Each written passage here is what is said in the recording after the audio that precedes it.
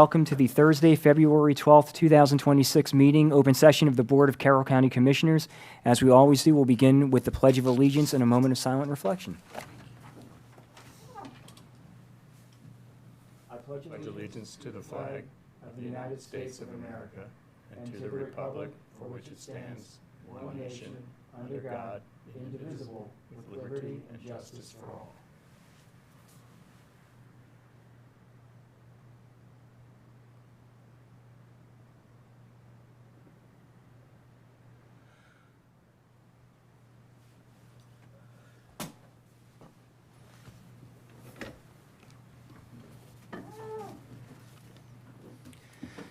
Can you promise us you'll open every meeting we have? Good morning, yeah. Every Judge. Thursday, I want to come and ask for a little bit more money each time. See how that goes, and eventually I'll hit the wall, and somebody will say, that's enough. Yeah, good morning. How is everybody on this? Good morning. Lincoln's Doing well. How are you doing? Good to see you. Doing well. So first up, we have on our agenda courthouse security upgrades. Judge, the floor is yours. Thank you very much.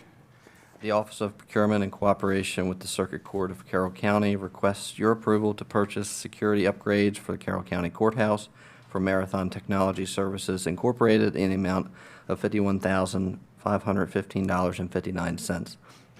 This purchase is being made through a term contract that was competitively bid and awarded to Marathon Technology Solutions Incorporated. The security upgrades will be 100% reimbursed by a security grant administered through the Maryland Administrative Office of the Courts. The amount is approved in the FY26 budget. Just additional efforts on our part to upgrade security within the Circuit Court for Carroll County's buildings. As we indicated, we're going to, this will be reimbursed by the Administrative Office of the Courts through a grant that we obtained. So happy to answer any questions. I was down, you all were down in Annapolis yesterday, weren't you, for the State of the State address? I was down there 2 days ago testifying on another bill, and one of my colleagues, the administrative judge in Washington County, was down there testifying in support of a bill to increase penalties for threats against judges and public officials. So it's something that's on all of our minds, and we'll try to do what we can to beef up security where we can and when we can. So I move the Board of Commissioners approve the purchase of security upgrades for the Carroll County Courthouse from Marathon Technology Services, Inc. in the amount of $51,515.59. We have a motion. Do we have a second? Second. We have a motion and a second. Any further discussion? All those in favor? Aye. All those opposed? Motion carries. Thank you all very much. Thank you. Have a good day, Your Honor. May the wind be at your back. And you as well. Thanks. So next we will move into Priority Carroll. Commissioner Kyler, I believe you are up first this week. I'm first? Okay. We had our joint meeting with the Environmental Advisory Committee, which is always interesting, and some of the stuff they do and some of the stuff they look into and respond. So just a great committee, and it's I don't know how many people know that they exist. You know, we talked this morning about and Commissioner Krebs said until people get involved, they seem to not know the details, and this is one. I'm not sure what they know, but we meet with them once a year and talk to them a little more than that. Last week I went to the Taste of Maryland Agriculture at Live Casino, and it was great. I ended up being late because of wrestling, so I didn't get to walk across the stage, but I don't think anybody noticed or cared. But it was great, and a lot of Carroll County people there.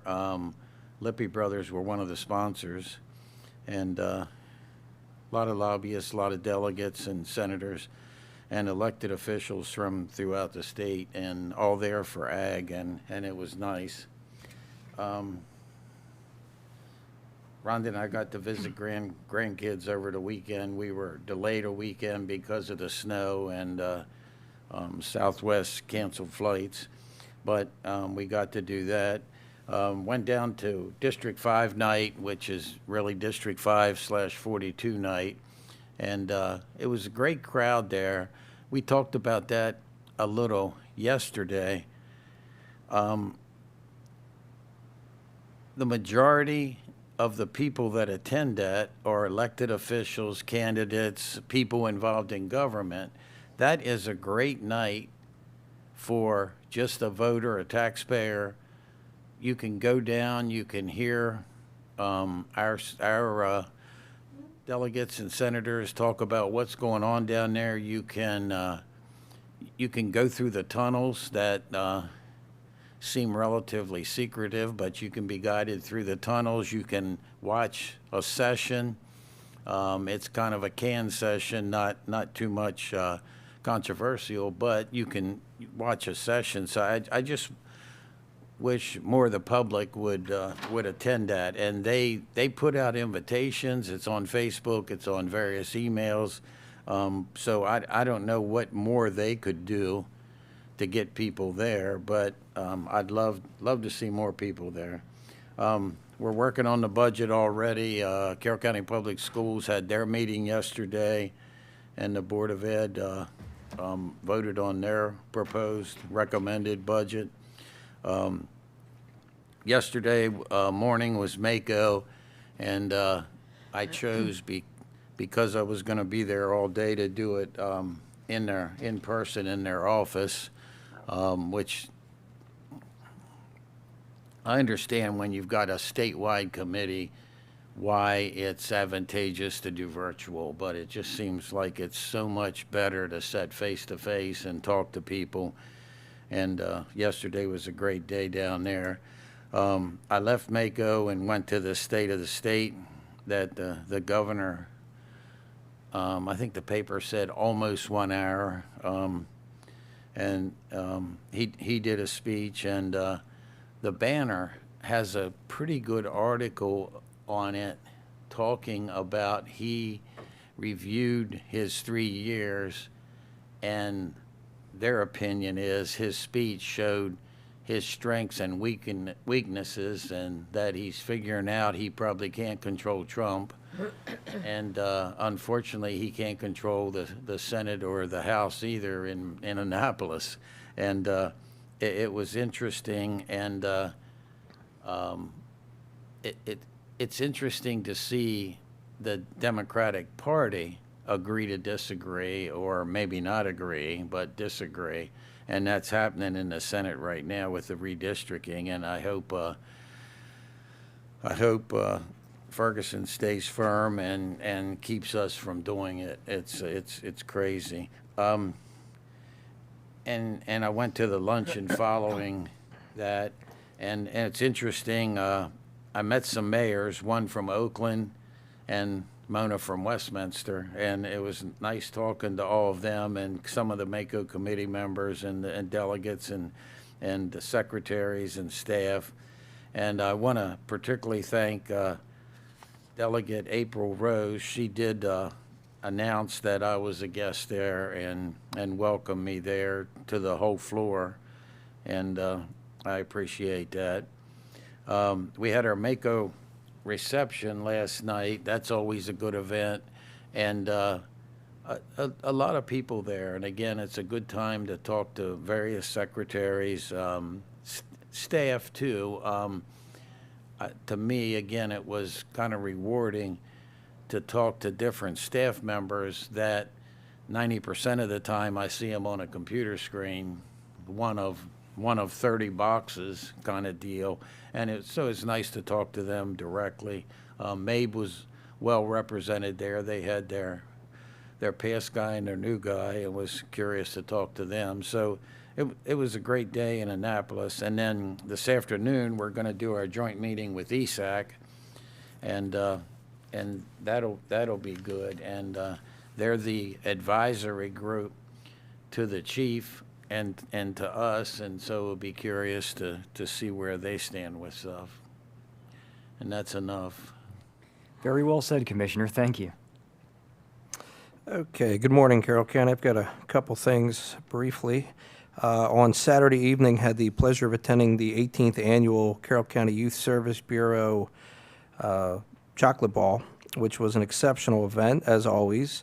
How many chocolate martinis did you have? I didn't have any, actually. Now, the party with me, I can't speak to that. I will plead the fifth on their behalf. But incredible event, as always. Good to see the community come out in such a extensive number of people, a wide array of people at the event. As always, CCYSB continues to be a cornerstone of support for young people and families here in Carroll County. I want to give a couple quick stats. In FY 2025 alone, CCYSB served 955 unduplicated clients and provided an astounding 18,714 clinical sessions. Even more impressive is 76.1% of the employees of CCYSB live in Carroll County, and their clinical staff averages over 8 years of tenure, which is a true testament to dedication, stability, and quality of care they provide.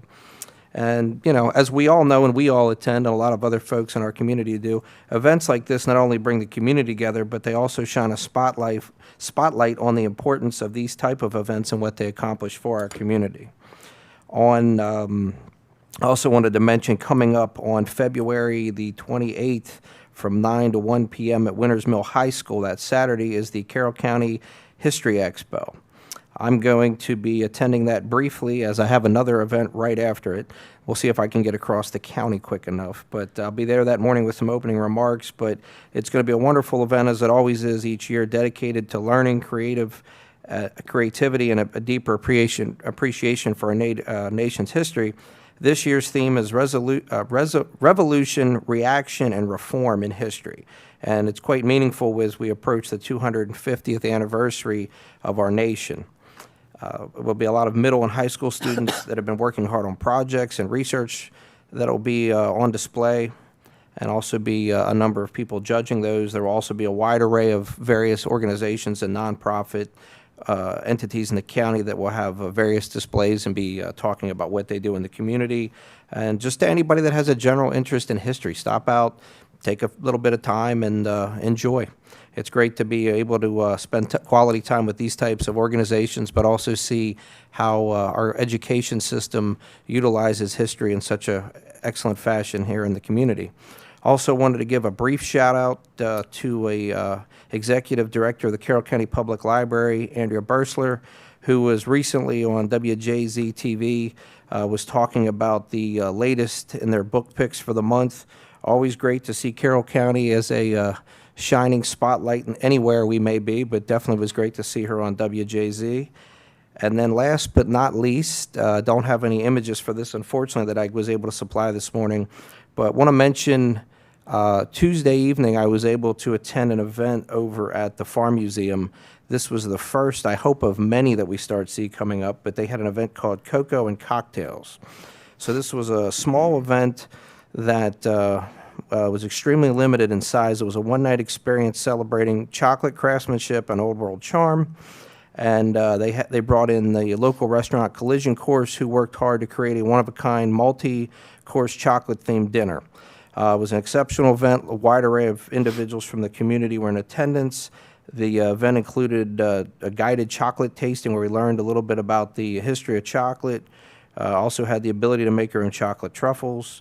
We then moved through the historic almshouse for an appetizer, and then later settled down in the tea room and had dinner that was provided by Collision Course. There is going to be a second one of these events because the first one sold out so quickly. That'll be coming up. I would suggest take a look on the Farm Museum's Facebook page or possibly their website for additional information. But it sold out in 3 hours. So if that's any indication for future possible events, I think we're doing it quite right, as we always do out at the Farm Museum, and want to give a lot of appreciation both to Collision Course and Tony for being there, but also the folks at the Farm Museum for pulling off an excellent event. Thank you. That's all for me. Thank you, Commissioner. Commissioner Guerin? Good morning, Carroll County. I just want to spend a couple minutes talking about unemployment rankings. The unemployment rankings for December of 2025 are in, and once again, Carroll County has the lowest unemployment rate in the entire state of all 24 jurisdictions. That's not me or any of us taking credit for that. That's a testament to the hardworking people of Carroll County who get up every morning. Many of them commute. Some of them work here in the county. But I've said before, and I'll say it again, I've said it often, that, governments large and small don't have revenue problems typically. They have spending problems. Nothing could be more true than taking a look at what's going on at the state level with that, where this year's budget's increased, the one that puts forth by the governor is increased by 28%, about $12 million, and we're already looking at a $1.5 billion deficit. So in terms of fees and taxes and assessments, it looks like affordability in Maryland is only going up. But this board's done its fair share in resisting tax increases for property taxes and income taxes, because we don't want to be in a position to be taking money out of your pocketbook, especially for those of you who are working so hard. So the reason I bring this up is it's just such an important data point for why this county works as well as it does. It allows us to make important decisions regarding what we're going to support. It allows us to forecast ahead in terms of budgets, and again, ensure that we're making the best decisions possible with your hard-earned money as you're going out there every single day to provide for you and your family. So this is really an extraordinary data point, this low unemployment rate, and the reason I bring it up is it's just such a key factor in why this county remains, in my humble opinion, the best place to live in the state of Maryland. And people want to come here, they want to raise their family, they work hard, they want a good school system, they want public safety, but they also want to keep their hard-earned money. And my congratulations and just credit where credit's due to the people of this county who continue to work hard, again, in the face of a lot of unaffordable aspects of daily life. But it is a huge part of what enables this board to make the decisions that we make without taking more money out of your pocket, and we'll certainly be continuing to do that. But the credit goes to all these hardworking people in the county who day in and day out just slug along and get in that traffic and drop the kids off and do all those things that parents and grandparents and individuals make, all those decisions and all that hard work to provide for themselves. And we're thankful for you. And that's something that we always keep in mind up here when we're making the many decisions that we do make every single day. And that's all for me. Thank you very much, Commissioner. Commissioner Krebs? Thank you. I'm going to just repeat a couple of things. First of all is Carroll County Youth Service Bureau Chocolate Ball. It was their 18th year, and it's one of my favorite events of the year. And for your information, I had 2, and I had to stop after that because it's like drinking chocolate milk on steroids, so it's fun. But I wanted to mention that the Chocolate Ball started 18 years ago with the Carroll County Board of Education, or Carroll County Public Schools Foundation, that they created under Dr. Ecker. And we had it for many years, it had huge support. And then after a while, the foundation went away, and they sort of turned it over to the Youth Service Bureau to have as a fundraiser for them. And it's so successful, but it just shows you how people working together, because the Youth Service Bureau works with the County Board of Education. So a lot of the same people still go. Some of the folks from the County Board of Education actually serve on their board, and it's a huge fundraiser, and many of you don't know about it because it sells out every year before it even gets publicized. We don't have a facility big enough. If we could double the facility, we could probably sell the facility out. So not only do you have a good time there, the philanthropy is huge. The reason they give you those chocolate martinis is because they have silent auctions, and then they want you to bid for, raise your hand, 1,000 here, and you know what? That's why they do that. So they raise a lot of money, but we have a lot of very willing people to support the Youth Service Bureau and all the things we do in Carroll County. So it really is, I've never missed one. I know COVID stopped a few of them, but I don't think I've ever missed one since the first, but they're very, it's a wonderful activity. The second thing that we did is district night, and I won't repeat what Commissioner Collar said. It's a wonderful evening. One of the reasons I think the attendance was down, we used to do it on President's Day, so people were off work and could come down. It's hard when you're working and to get to Annapolis. It took me an hour and 45 minutes to get there last night because traffic is bad.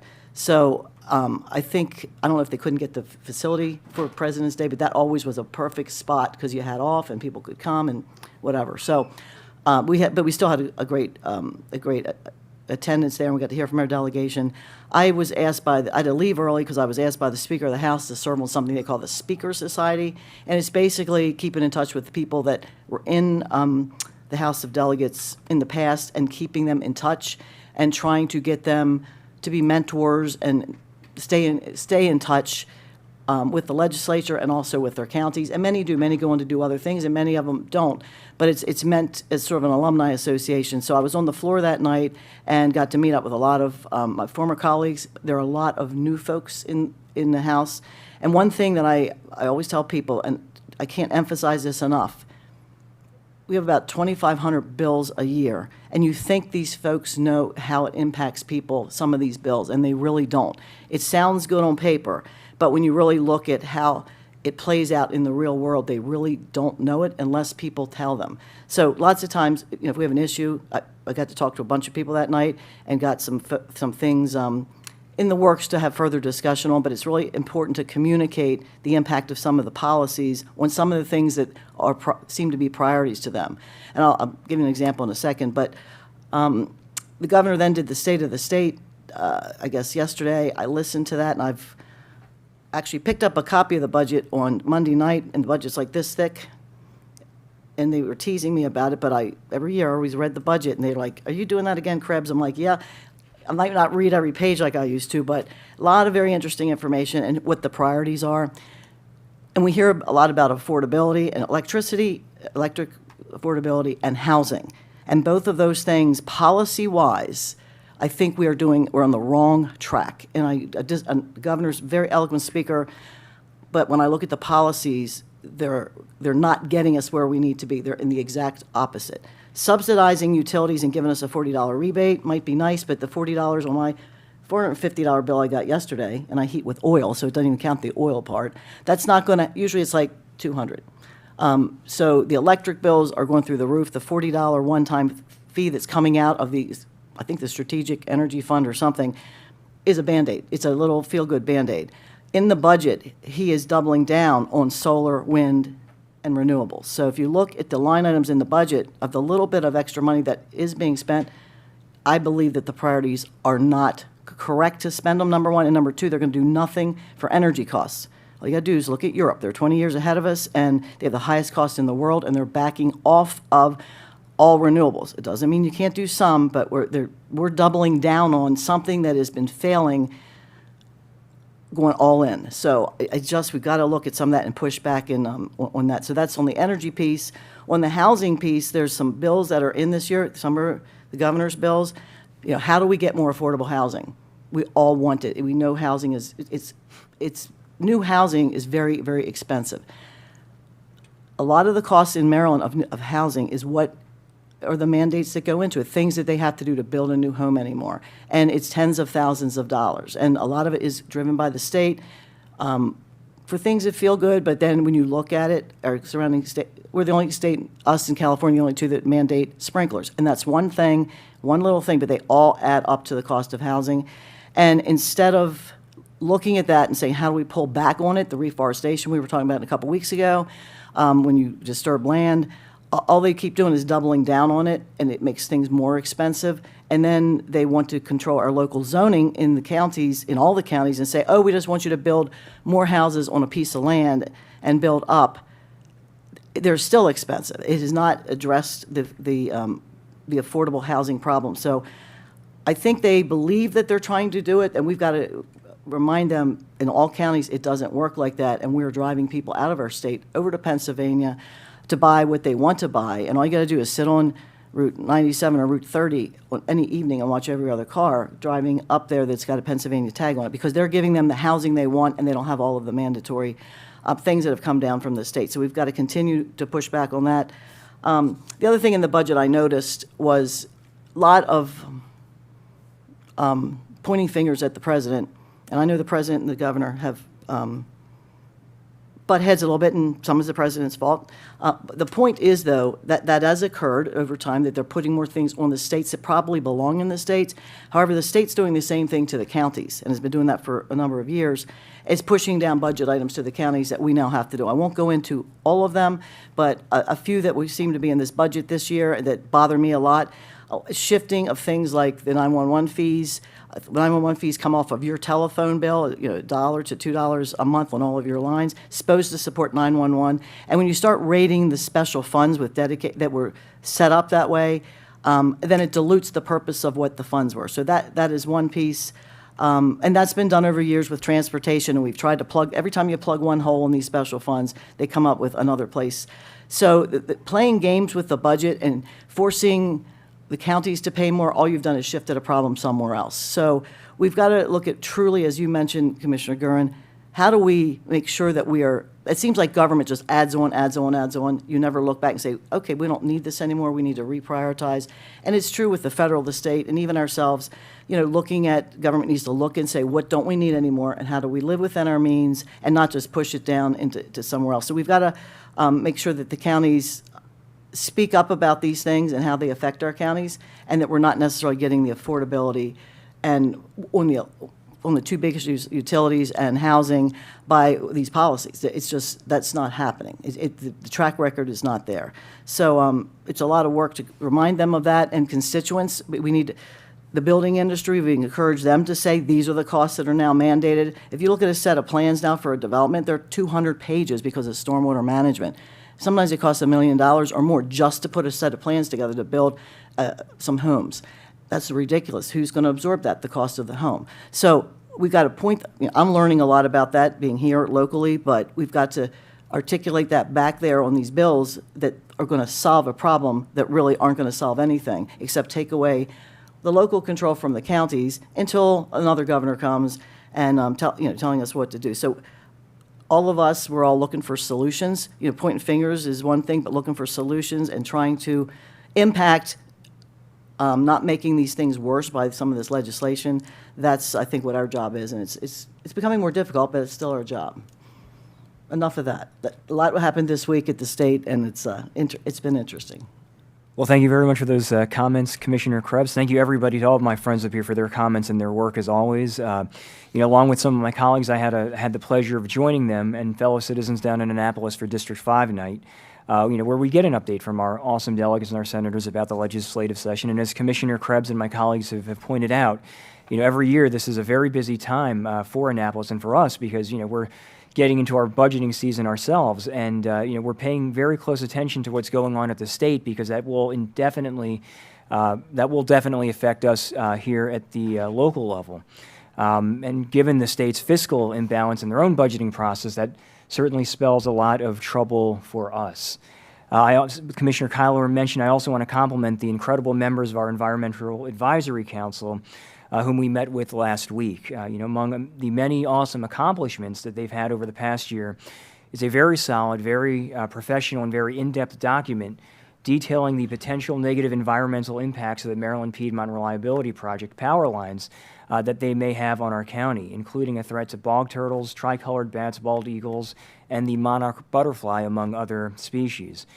So if anybody is interested in a printed copy or a PDF of the report, please do let us know. I know that we're going to be getting this to our friends at Stop MPRP Incorporated, and we should probably push it out to other counties as well. And Chris, if we could, I'd love to get a copy of the PDF up on the county's website page that's devoted to the MPRP. And that is all for me this morning, and we'll move right into our agenda, or further into our agenda. So we're going to come back to Pam's update. I know she's currently in a meeting. So we're going to skip over to item number 5, request for public hearing for an enactment and amendments to Chapter 94 Parks and Recreation Code of Ordinances. Bob, good morning. Thanks for being willing to skip ahead with us. Good morning, Commissioners. Thank you very much for having me. I'll go ahead and pull this up.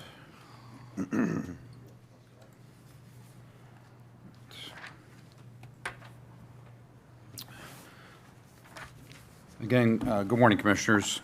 So I'm here before you this morning to request a public hearing for update to the Chapter 94 Parks and Recreation Code of Ordinances. This is something we've actually met with staff over the last couple of years. They kind of do some updates to it. Staff knows some kind of areas where we need some improvements. With the information that we had, we went before the Recreation Parks Advisory Board in October 22nd last fall and ran these by them, and with a few, maybe some word adjustments, they made a recommendation that we'll go ahead forward to present to you this morning. In addition, also ran the language of the ordinances past our county attorney to make sure it sounded all good. So with that, I'll go ahead to the next one. So the first one is the model rockets, a remote control unmanned aircraft. We just went ahead and added the language at the beginning, the launching, landing, operation of those devices in front. The next one was the smoking and tobacco cannabis products. Also, we already had a tobacco area, and the problem with the original language, it said like designated areas. That's kind of tough to do sometimes in parks where it's designated and not designated. Also, we wanted to add in the vaping, and obviously we wanted to make sure we recognized cannabis as well. So, the next one we did for domestic animals. This is like the pets that people bring into the park. The one thing was we needed to add in about with these electronic collars, people usually carry those in their pocket. Sometimes they work, sometimes they don't. Depends on the animal's threshold of pain. But they sometimes control them, sometimes they do not. So, and the last one that's for the update would be trash receptacles. We do have a number of parks in our system that we would call trash-free parks. We require people to come in and out. We don't have trash cans all over the parks, so we encourage people to actually take their trash out or recycle, whichever is appropriate. So. And then we have two new ordinances that we're requesting. The one is the paraglider, ultralight, hang glider, helium hider balloon ones. For the last ones. I'm sorry, the list keeps getting longer. So this one, we had a little problem at one of our parks this past year that we kind of recognized this item, and we wanted to kind of address it. The thing of it is, we don't want to prohibit it, but we wanted to make sure it's used in the appropriate areas, that it doesn't have what we call user conflicts within our parks. So we want to make sure that was kind of indicated. So we requested that anytime these devices are used, they would have to get permission to do it. We don't want them to use it when there's like an athletic group on a field or something of that sort where that might interfere with it. Now, if the neighbor wants to launch his ultralight or her ultralight or drone from a property down the street, there's not a whole lot we can do about it if it flies over the park. We're really addressing the actual use of the park to launch or set up or take off, I guess. Correct. The yeah. FAA controls the skies. So does that ruin your weekend activities then, Tim, that you can't do this anymore? I don't think. Not without permission anyways. And the last one for a new proposed ordinance was the operating of private businesses. And for good examples of this, if someone wanted to do tennis lessons at the tennis courts at Deer Park, and then they're charging a fee, and they're actually advertising that they're doing the fees within the parks, it's kind of, the parks are here for all the public to use, not for operating of a business, basically. So the upcoming steps, we request approval for proceed to a public hearing and schedule the public hearing, and we're going to place a notice in the newspaper, but we also have our social media that we do with Recreation and Parks, so we'll make sure it's well advertised. And after have the public hearing conclude, and whether we keep the record open for 10 days, or if your pleasure to go ahead and vote to approve the amendments to Chapter 94 that day. Any thoughts, comments, questions from the board?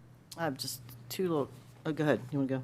Go ahead. First, thank you for doing this, and I think you did a really good job when you took it to the Rec and Park Advisory Board. Commissioner Collar and I were at that meeting, and they really do, it's all the different rec councils, and they do have ideas about, what it means to their park, and I think the language got way better from their input, so you did it the right way. One question, and this is just, I can even ask Mr. Burke this. On page 2, on the title of smoking and tobacco cannabis products, I always read titles. Can we put, like, in that word restriction, or a word, like we don't even look at it and act like you can do it, just like it's restricted? Just add the In the word title. prohibited. Or prohibited, yeah, prohibited. So that way, when you're reading the title, you know it's prohibited.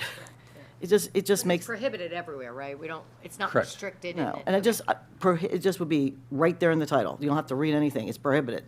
I mean, I like just to glance down and say you can read it. Very good. I will update it accordingly. Thank you, ma'am. Yeah, I want to thank you and the council for your work on this. I mean, for lack of a better term, some of these proposed changes are unfortunate, but it's a sign of the times. Our parks are very popular, and what I want to make sure people realize is that virtually all of these changes are based on actual scenarios that the Department of Rec and Parks has had to encounter at several parks within the county that the county owns. We don't have park rangers. The Department of Rec and Parks does not have a large staff, so we're not out there patrolling these particular parks on a regular basis. If we wanted to spend millions of more dollars to hire those people, we could, but that's not the point. We want to just provide people with good guidelines, let them know ahead of time, like you said, what's prohibited, what's not prohibited, and let people hopefully people make the right decisions and adhere to these changes. So I appreciate very much your work on this. These parks are integral for all of our rec councils, so it's important also to realize that these parks are being heavily utilized by young kids and volunteer parents. They're all volunteer parents using their own time and money to make these rec councils work. In the particular case of the motorized glider, it was an unfortunate situation at Crimgold, but it actually became quite dangerous. So we want to make sure we're avoiding that in the future. And thanks again for your work on this. Thank you, Commissioner. Thank you. Any other thoughts, discussion? Thank you. Do we have a motion? I move the Board of County Commissioners proceed with public hearing for code amendments to Chapter 94 Parks and Rec Code of Ordinances. We have a motion. Do we have a second? Second. We have a motion and a second. Is there any further discussion? All those in favor? Aye. All those opposed? Motion carries. Thank you, Thank you, Bob. Commissioners. Thank you. So now we're going to go back in time to item number 4, spending authority for medical supplies for the Department of Fire and EMS. Need our DeLorean. An EMS DeLorean. Morning, gentlemen. Morning. Good morning.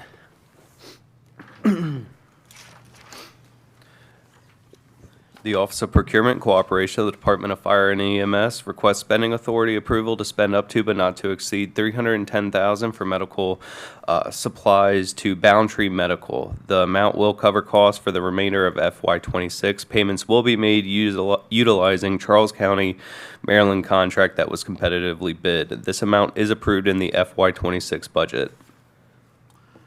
As part of our transition to our combination fire and EMS system, the Department of Fire and EMS, part of this transition, has implemented a centralized stocking for medical supplies. So previously, all individual companies bought their own supplies. We consolidated that about 3 years ago with significant cost savings, and we're awaiting the completion of our warehouse where 3 different locations will be combined into one. So this funding will take care of us for the remainder of the year. These funds are used for all medical supplies. It includes such things as oxygen masks, bandaging and dressing supplies, all of our medications, support for our cardiac monitors, quite a few numbers of items. And by doing centralized stocking and procurement, we're saving significant money. And this is also recoverable through our billing funds, goes back into continued procurement. Any thoughts, questions, comments from the board? Do we have a motion? I move the Board of Commissioners approve the spending authority for medical supplies to Boundtree Medical in the amount of $310,000. Second. We have a motion and a second. Any further discussion? All those in favor? Aye. All those opposed? Motion carries. Okay, Thank you. Thank you. And so because time is relative, now we're going to jump ahead to item number 6, supply and delivery of propane gas. Are you saying we're all relatives? Morning, Commissioners. Good morning. Morning. Morning, gentlemen. The Office of Procurement, in cooperation with the Division of Facilities, requests your approval to award a contract to supply and deliver propane gas to multiple county-owned buildings to H.J. Poyce Gas Company of Laurel, Maryland. This project was recently advertised for proposals on public purchase, and 5 bids were received and are summarized in the table below. H.J. Poyce Gas Company was deemed to be the lowest responsible bidder on the project, and the bid amount is within the adopted budget. Commissioners, H.J. Poyce Company has held the current contract for the past 5 years with the county.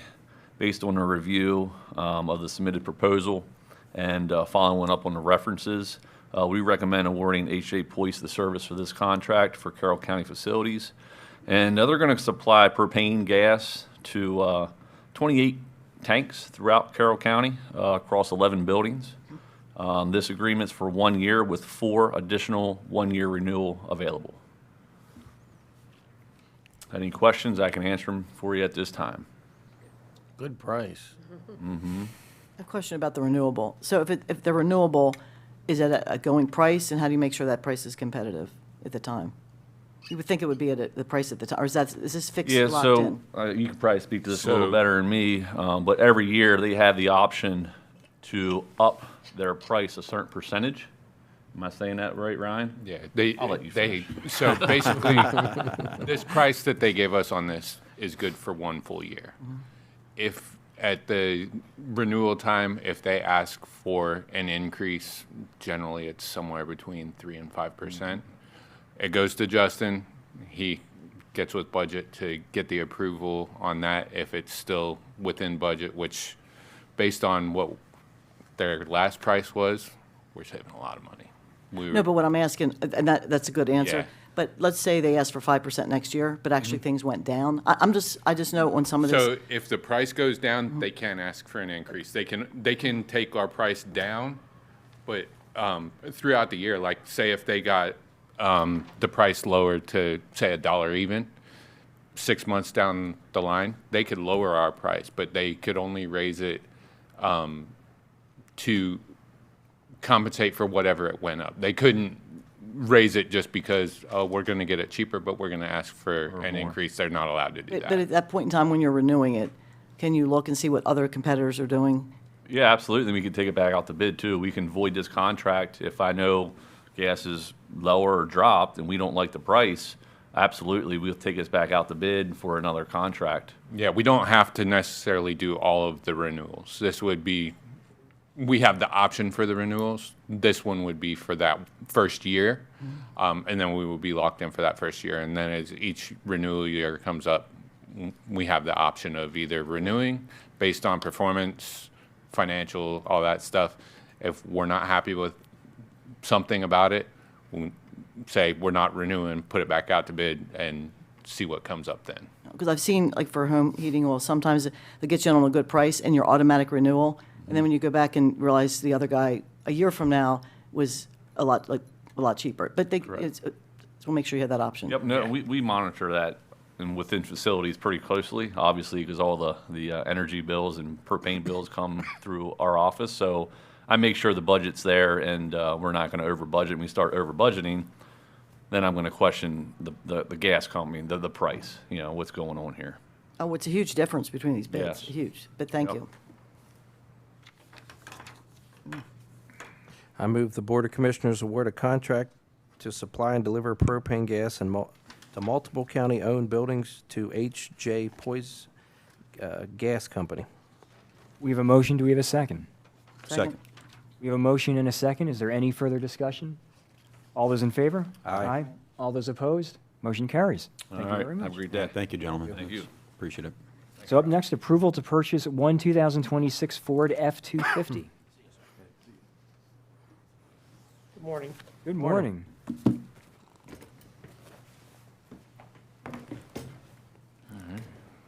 The Office of Procurement, in cooperation with the Division of Fleet and Warehouse, requests your approval to purchase one 2026 Ford F-250 truck from Hertrick Fleet Services Incorporated in the amount of $58,528.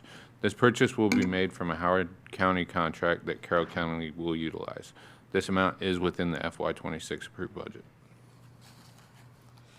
This is a replacement of a unit that is 19 years old and over 100,000 miles and very tired. It will be used by Carroll Conservation District to do field visits, conservation planning, surveying, construction checks, and many other operations to fulfill their daily county responsibilities, all while securing the tools now safely and without risk of theft on the job sites. The benefit is I was able to find this unit on the lot, and it's still qualified within our contract pricing. That way we avoid future price increases and keeping us up to date. The existing unit will be decommissioned and sold at auction. It could bring between $2,000 to $4,000, and we're looking about 2 weeks with the lighting installation, and we'll have it on the ground. Move the Board of Commissioners approve the purchase of one 2026 Ford F-250 truck from Hertz Fleet Services, Inc. in the amount of $58,528. We have a motion. Do we have a second? Second. We have a motion and a second. Is there any further discussion?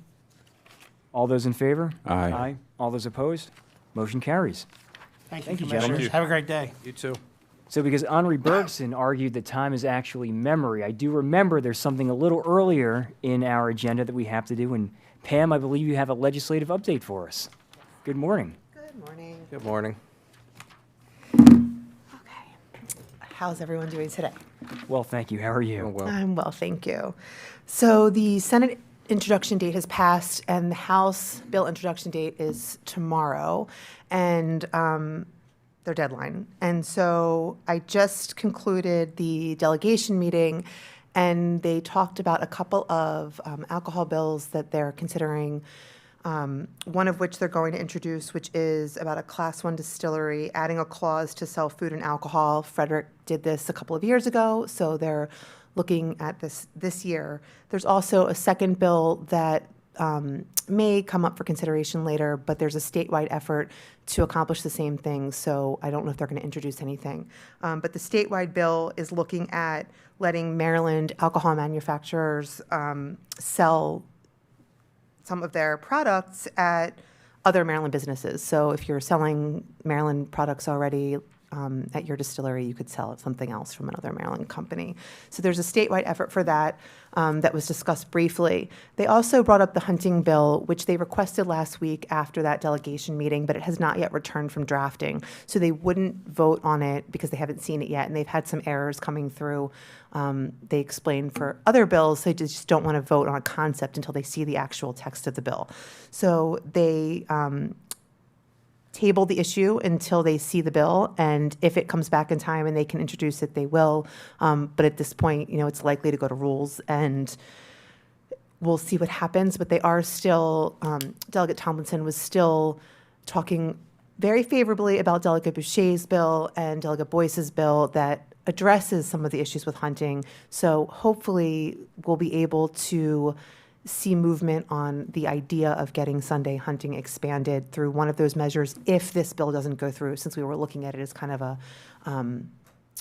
safety measure. So I will keep you posted on those bills, and I will work with the delegation if that bill is able to come through, and if not, I'll keep monitoring the other two and potentially work on amendments or whatever is necessary to try to forward what we're trying to accomplish. So that's what's happening with hunting at the moment.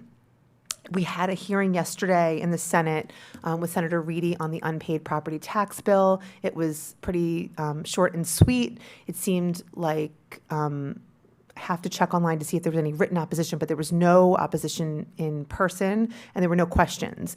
So hopefully we will see that move forward. Senator Reedy and I are going to monitor that, and in the next week or so, if we don't see it come out of committee's hearing, I'm going to follow up with the committee members, make sure there's no questions, and try to get this one through this year. It seems like a pretty straightforward measure according to them, so we'll see. The highway user revenue bill hearing was this week, and I testified along with some other jurisdictions and submitted the letter that you all approved on that issue. And saw Michael Sanderson last night at their event, and he was very grateful that we chimed in. He always wants to have a diverse representation from different counties on a number of issues, and on this one in particular, I think he really valued having Carol's input, so that was nice. Redistricting, you also all have a letter that I've heard from most of you on, so that that is something we talked about last week, and we're going to move that forward and send that to the Senate. I don't think, if you listen to the State of the State, the governor has one thought on where that issue is going, and Senator Ferguson has another. So we'll keep your voices heard on the redistricting issue, but I think you're kind of in line with where a lot of what I'm hearing the Senate is on redistricting. We also submitted written testimony opposing the Silver and Starter Homes bill, and I think that hearing's today. So I'll let you know how that goes once that takes place. And you'll be receiving a letter probably today, so keep your eyes on your inboxes about the Bambi bill. I had a great conversation last night with Michael Sanderson and Dom from MACO and talked about some of the things that we want to convey, and they were really helpful in trying to frame what we want to accomplish so that we can talk about supporting affordable housing but recognizing some of the constraints and concerns. So that's coming your way. That has a deadline, so you think we'll see it today? Today. And how quickly do you need three of us to respond? You will see it today, and if you can get back to me today, that would be great, so that if there's any concerns, we have time to work them through. I have to submit it tomorrow by 6 p.m., I believe. And yes, you'll be seeing plenty of urgent email subject lines from me as we put these letters together. Typically, we have to get everything in 2 days in advance for the bill hearing, and I need to get your consensus. So sometimes there are revisions and things that take place, so I appreciate your attention to this, and you may get text messages from me or some of your colleagues when I ask them to nudge you. It's just that time of year, but we'll get through. I'm also going to send, there's a couple of bills, Commissioner Vigliotti, that you asked me about. I'm going to include them in a list to your colleagues so everyone has a chance to review them. Let me know when you do review this bill list if there's anything that you want to weigh in on, and we can talk about it. I didn't notice hearings, and I hope I didn't miss it, but I didn't notice hearings coming up this week for those bills, so I didn't prioritize it for today. No worries. I didn't see any hearings either. And just to tip my colleagues off, I've asked Pam to look into some things relating to power lines and transmission lines, and also kind of, out of nowhere, lab-grown meat. Yes. Interesting. Is that compared to like No, thank you lab-grown indeed. diamonds, or like, I'm not sure I want to eat that. Real quick, if I could, Pam, when you get a moment, I don't have the bill number, unfortunately, but Delegate Tomlinson had filed a bill, I think it was February 1st, that had to do with anti-bullying legislation in collaboration with Be Ray of Sunshine Foundation, which is a nonprofit out of Carroll County. Just wanted to see if we could get some information on that moving forward. Sure. I know it's something that hasn't really gained a lot of traction the last 2 years, unfortunately, but I wanted to kind of see where that was headed. Yeah, I will add that to the Appreciate that. list. Absolutely. On the Silver and Starter Home Bill and Bambi Bill, do you know what committees they're going to, the subcommittees? I can tell you that in just 1 second. I'll email it to you so I don't Email, look it up just now. because I want to follow up with I that. want I've him had to lots of speak. conversations the other night with folks about it. And in the letters, we've had discussion today a little bit about getting to the root of the problem. Yes. And I think we need to put that in our letters. Instead of just saying we're against taking away our local control, say that, but here's why, and it's not solving the problem. I always say, what's the problem we're trying to solve? These bills do not solve the problem. The problem is the underlying costs involved. You cannot build a little teeny townhouse in Carroll County they're selling for $750,000. That is not affordable. A lot of it has to do with the things you have to do to put into the development. So I'm trying to get even the Builders Association all to get to the root cause of the problem, not just telling us if these bills pass, nothing's more affordable. Right. So at the end of the day, 5 years from now, nothing's going to change. It's just they've taken control over what we're doing. But the affordability issue is not being addressed, and we need to at least put some of those items in a list, and that's my conversations with them. Okay. And some of them, they really don't know. They don't understand how it happens on the ground. What does it cost for this? What does it cost for that? And you add them all up. They might sound good here, but you add all these things, even the main ones, and you've added on X number, $50,000 or whatever. Stormwater management keeps changing. I know on the one bill that they have in about the predictability, is that, I don't know if that's, That's Silver and Starter has that predictability. what's the one there that you have to, if you don't do stuff within a year, that they get it automatically approved? It's about It's the predictability. That's the predictability, Silver and Starter. and the predictability, a lot of it has to do with the state keeps changing their rules too, and like on stormwater management, it does take forever to get things done, because it's complicated now, and their rules keep changing. We can fix our process, and we're committed to doing that, but they also need to look at their things are driving it. I just, we got to keep pointing that out. On the liquor bills, tell me again, the one is Frederick County for distilleries, and they want to add food? No, Frederick County passed a bill like this a couple of We years wanna ago. get on to that, So and it's just, we're doing the same thing. They want to add, it's a Class 1 distillery issue. They want to add a clause to sell food and alcohol at the distilleries. Food as well as alcohol. Food, yes. Because I was talking to Covenant the other night of this, and I sort of have it mixed up in my mind. So Frederick County already does stuff, and we want to add ourselves onto that for food. Correct. Okay. The issue of making a whole new license so that they can sell other Maryland products, Maryland beer, Maryland wine, that's breaking new ground, which would be fine. I mean, but that's the second, is that the second bill? Well, they haven't voted on that second bill yet for Carroll County, but there is a statewide bill that is covering that topic But right the now. statewide bill Yes. is separate, and that's to add you said Maryland, selling Maryland things. You're talking about Maryland beer and wine. Yes, and I need to read the bill. This was just brought up very broadly in the meeting I was just in, so I will read the bill and let you know for sure, I but think, yeah, they're two different things, and I think they're both a good idea. They happened at the last minute. The Frederick County one, adding food, it's sort of like the wineries. You want them to have food. Well, Right. it brings more people there, plus you want people to eat. Right. And theirs is not limited, like the wineries had like 15 things. I think the distilleries just could serve food. But, so that will be easy, just adding us on, but the one about serving the other Maryland products, Maryland beer and wine, it just gives additional, I don't like spirits, so if I don't like whatever, then if they had something that, it would attract more people into their business. And it promotes more And promote businesses. Maryland. I don't think it's a good idea, it just came up at the last minute, but they're two separate. One's going to be Two separate. adding us onto something that's already doing, which will be Right. easy, and the second one is more statewide enabling, that will be a little more, I think it's a good idea. We'll see how they take that. correct. So I will make sure to find those bills for you. One has not been dropped, so I won't have it right away. The other one, I believe, the statewide, I believe, has been dropped, but I will confirm and let you know. And knowing whether it's enabling or it usually is enabling, then your own county decides whether they want to opt into it, and I guess I'll confirm that also. Okay. Absolutely. Looking to see if other topics. And the thing we brought up earlier, you weren't here, and I don't know if it'll be, the 911, the redirection, that's probably in the BRFA bill. So there was discussions, and I'd have to go back and look at that line item, but it may be in the BRFA, the Budget Reconciliation Bill, Yes. of redirecting some of the Yes. special fund for 911 into BRFA. Department of, used to be. MDEM. It used to be it used to be MEMA, now it's MDEM.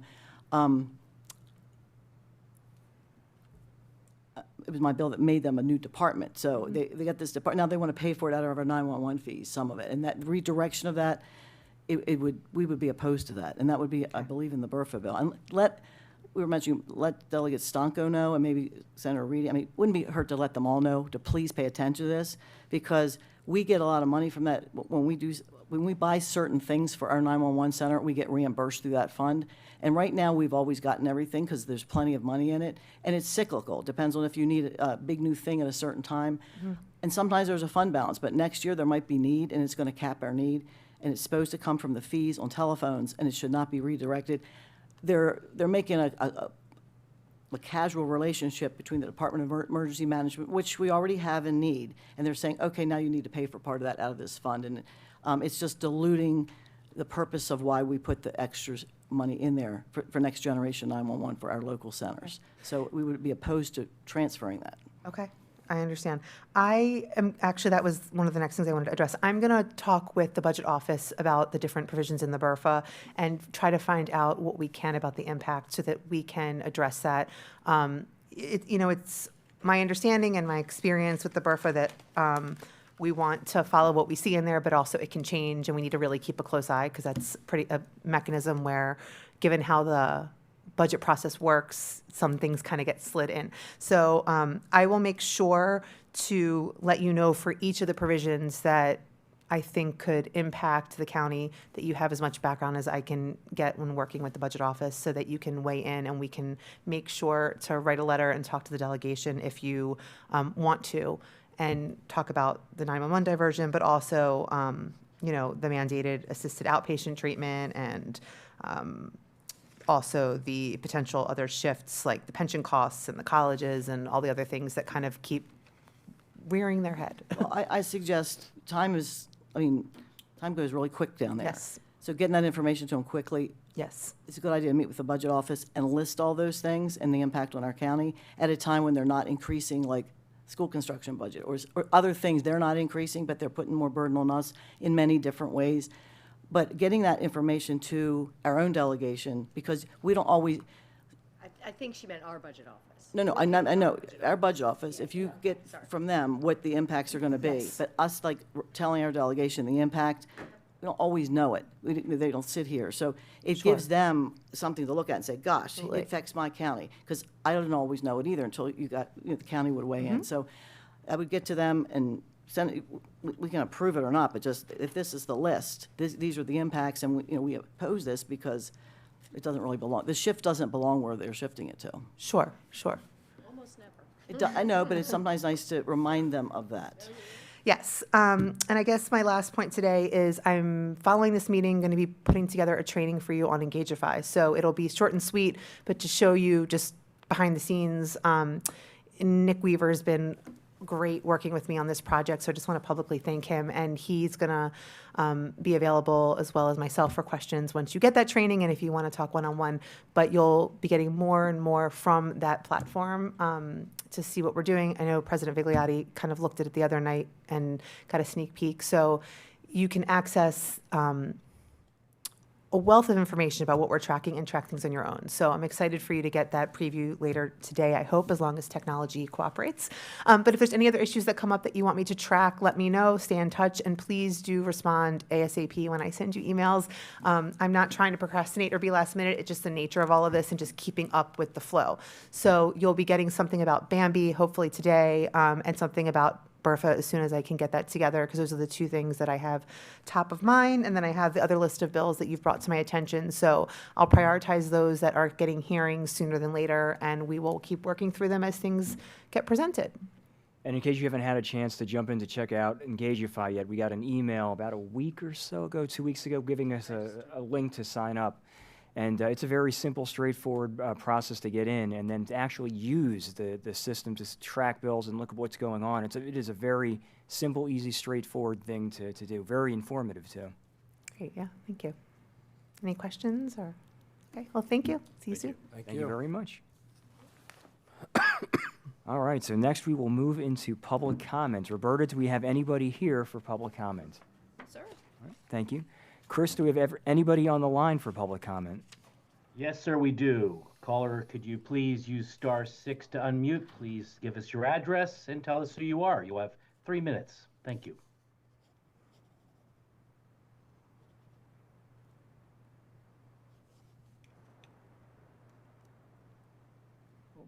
I'm sorry, I forgot to unmute myself. Can you hear me now? Yes. Yes. Good morning, Commissioners. Catherine Adelaide, a member of the Carroll County Republican Central Committee and a resident of Carroll County.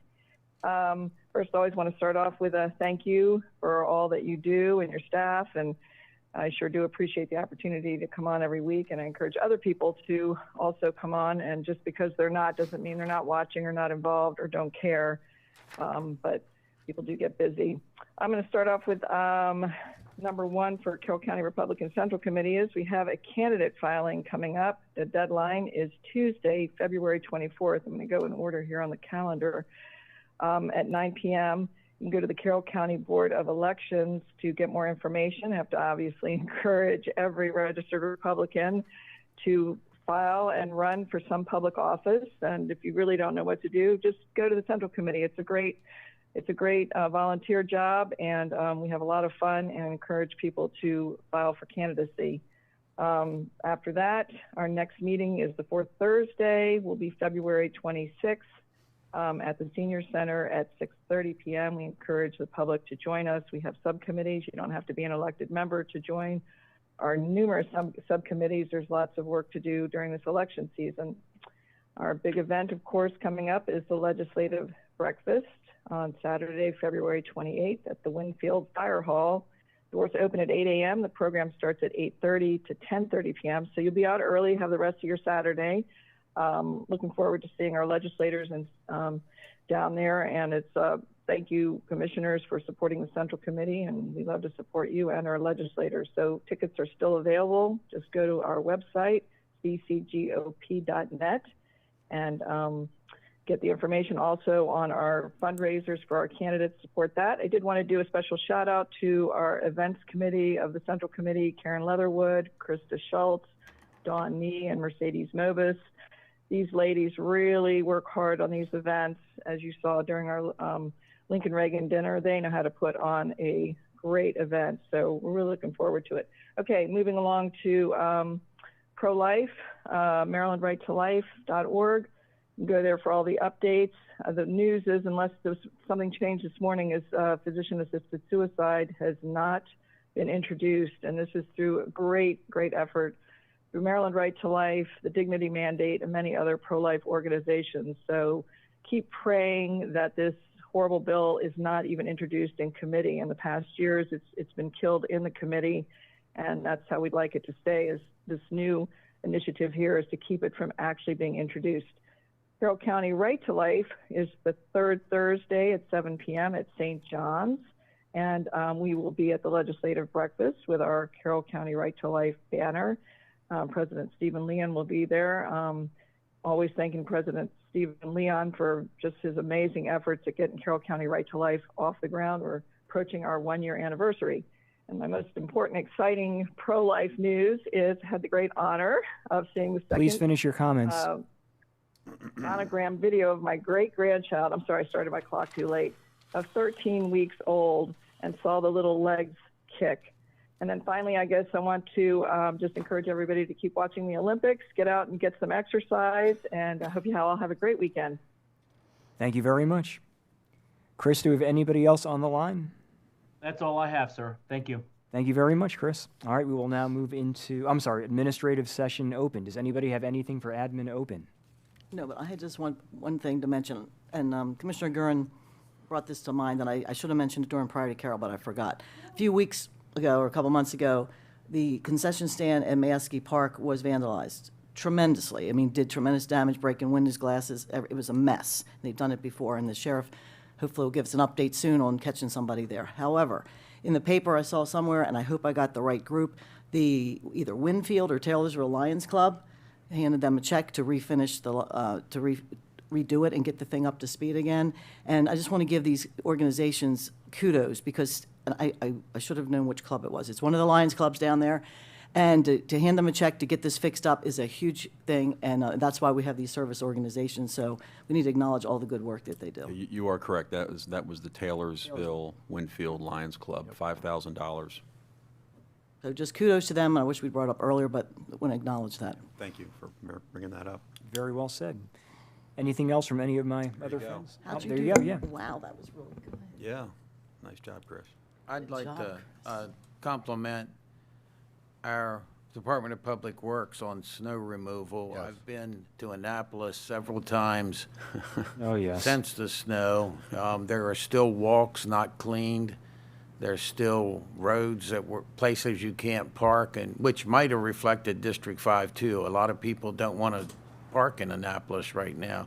So I want to compliment our guys, and one of our developers actually sent an email saying he was in Howard, Montgomery counties, and Carroll County is way ahead of them. So it's nice to hear that you guys really get out there and do it. Well, I was shocked at the fact of Main Street, the sidewalks not being cleared off. They're brick, and they was not clear path to get places in. It's a week later, and it's highly traveled. Just from the liability point of view, it's slippery. But one thing that I learned, which I think was excellent,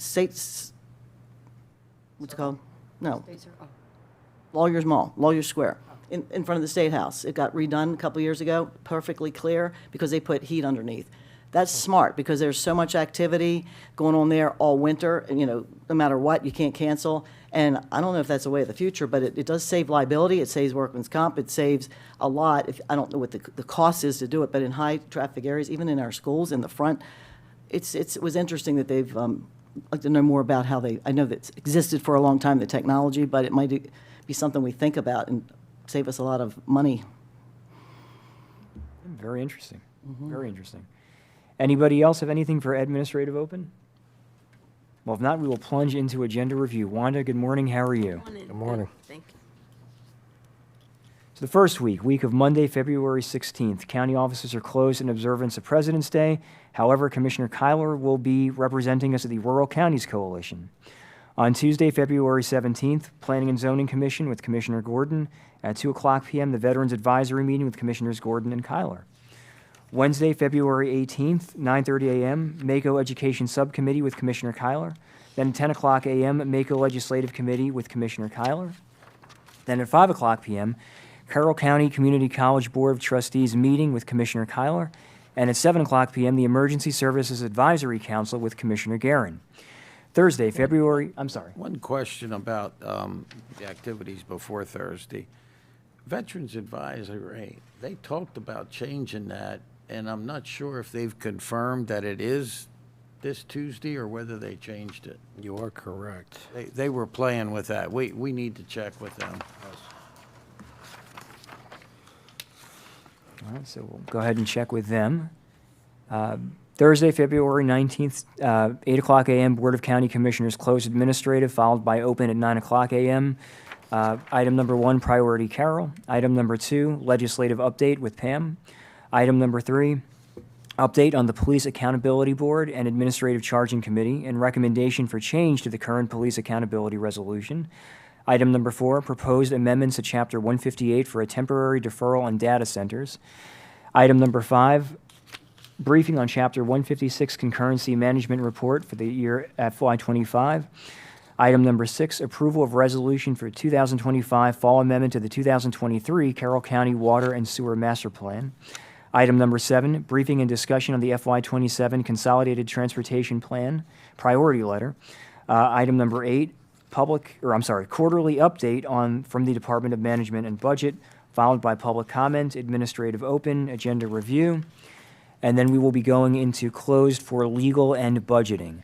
On Friday, February 20th, the Wakefield Valley Park Event Center ribbon cutting with Commissioners Gordon and Krebs. Saturday, February 21st shows nothing. Sunday, February 22nd, Commissioner Gordon has the podcast. Are there any changes, corrections, or amendments to the first week? I may go to Wakefield, but don't put me down yet. It depends on wrestling. Anything else for the first week? Second week, Monday, February 23rd, 2026, Rural Counties Coalition with Commissioner Kyler. Tuesday, February 24th, the Hempstead Lions Club with Commissioner Kyler. Wednesday, February 25th, MACO Education Subcommittee with Commissioner Kyler. MACO Legislative Committee with Commissioner Kyler. And at 7 o'clock p.m., the Carroll County Public Library Board of Trustees meeting at 7 o'clock p.m. Whoops. Wanda, that's in Westminster. You can put me down for that. Thursday, February 26th, 8 o'clock a.m., Board of County Commissioners closed admin, followed by open at 9 o'clock a.m. Item number 1, Priority Carol, and we will have an FFA Week 2026 proclamation. Item number 2, Legislative Update with Pam. Item number 3, Amendments to Carroll County Pension Plans. Item number 4, Potential Public Hearing for FY26, is that a potential public hearing, or did we move ahead to schedule that? It's probably related to the Is week it? before, Okay. right? Is there? Right, so it says potential. I wasn't sure if we had agreed to, I'm trying to remember, did we agree to have a public hearing, move forward with that? We'll know before then. Okay. So, Can't remember right now. so potentially a potential public hearing on the FY26 Annual Transportation Plan, followed by public comment, administrative open, and agenda review. Friday, February 27th shows nothing. Saturday, February 28th, History Day, celebrating America Expo at Winters Mill High School with Commissioner Gordon. And then Sunday, March 1st, Commissioner Guerin has the podcast. Are there any changes, amendments, or corrections to week number 2 of our agenda? I just have a basic question for the freshmen here. I don't put stuff on a lot of stuff on the agenda that I'm doing, and I don't know if we should just for scheduling purposes. I noticed that you had something on there for Hampstead Lions Club. Like, should we be putting that on there so we know, like today, I'm going to something at noon, and I think we may try to get back in time. So Commissioner, Do you want that, I mean, should we be putting that kind of official stuff on there or not? to be completely honest, it's totally up to you. There are public things that we do formally as commissioners, we put on here, but then there are a lot of things that we do maybe as commissioners that don't end up on the agenda. I'm not So talking it's- about big things. I'm just talking about, I mean. Oh, it's you know, totally up to a you. site visit to a business or a site visit to, no. Usually those no. Right. But, But it is up to you. If you want it added to the agenda, if you're doing something you I want to mean, say, I'll hey, report on it later, but I just like for today, I just needed to leave so I can get there and come back. I don't know if it helps the agenda or just letting you know. just let us know it helps for scheduling the agenda, but it doesn't need to be on the public okay. agenda unless. I'm not saying it needs to be, I just don't know if it would help or not. Right, Okay. right, right. And Commissioner, again, completely your choice. Yeah.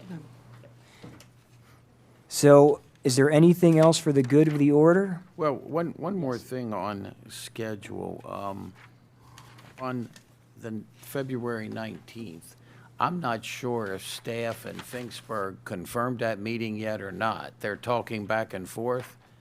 It will be That added. will be on here once it's confirmed. Yes, sir. Yep, that would be for sure. About the billboards, right? Yeah. About the Yes. billboard, okay. Yep. All right.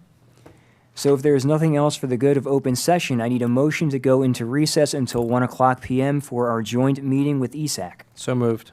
We have a motion, we have a second. Any further discussion? All those in favor? Aye. And we are in recess.